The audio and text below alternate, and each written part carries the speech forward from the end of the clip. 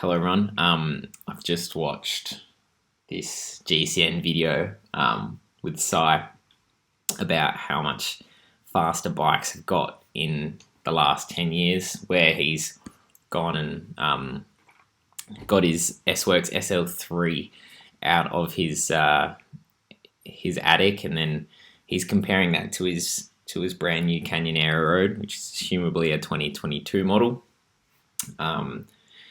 In this video, they're trying to highlight just how much faster road bikes have got in the last 10 years, and showing well, obviously it's in their interest to show the significant increase that just the bike tech alone has had.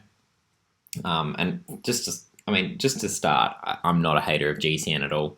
I think they do some great videos, especially for people getting into cycling. And I do think they help grow the sport and attract people to start cycling themselves, which is always a good thing. The more people we have on bikes, the better. So this is not a bash of GCN. It's more a bash of this sort of video, which is just a marketing shill instead of actually being anything useful towards cycling and cycling tech in general. So what kind of problems there are with this video is, first thing is, these bikes are not set up the same. I mean, this S-Works SL3 is sitting further away from the camera just because it's on an angle like that, as you can see. And you can still see that the handlebars are significantly higher than this Canyon Aero Road. And if you followed, people like Dan Bigham and those sort of cats, you'll know that position on the bike is one of the most significant things you can do to actually change how fast you go on your bike. And you can see if you don't have the position set up the same, then the test is probably not worth doing in the first place. The second thing is, you just look at the wheel difference. This Aero Road is running Dura-Ace C60s, I think that is. C60, which is a very aerodynamic wheel, quite deep. And then S-Works is running, some cerium alloy training wheels, which is just so stupid. Like back in 2012, 2013, they would have been running, if they were a Shimano team, they would have been running something like the Dura-Ace C50 tubular wheel, which are a great performing wheel set. And in a video like this, to not have a comparable set of wheels just shows they were fishing for a time difference, just to try and convince everyone that the Canyon Aero Road is faster just because it's an aero frame, and not because they've basically stripped this S-Works SL3 down to a bare bones kind of entry level componentry and position to really force this one to look significantly faster.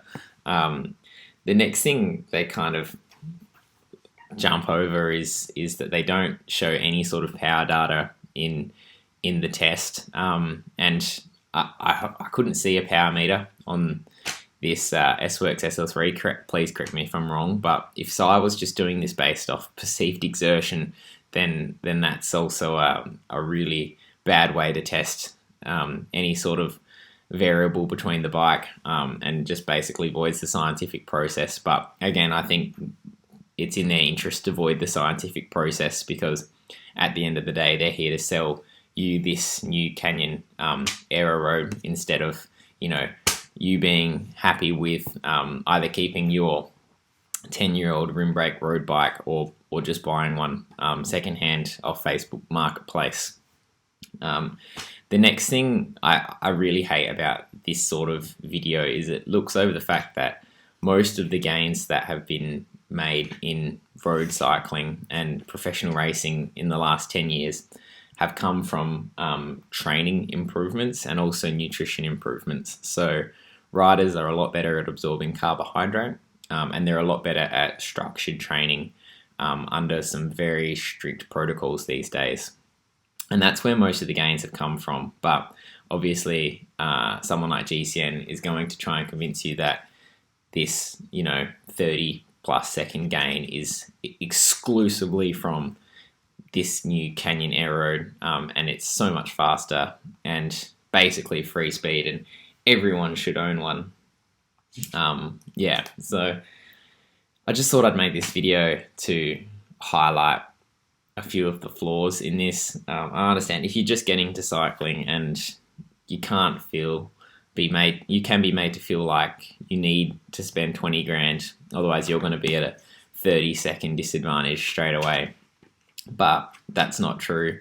This bike here, if you had similar wheel set, similar positioning, some narrower handlebars, negative angle stem, you can see this stem actually points upwards a little bit.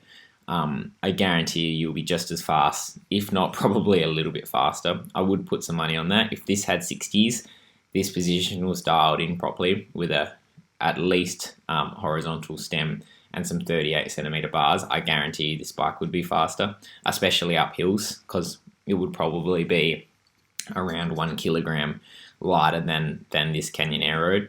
Another thing that's just come to mind is this is actually Campy Chorus.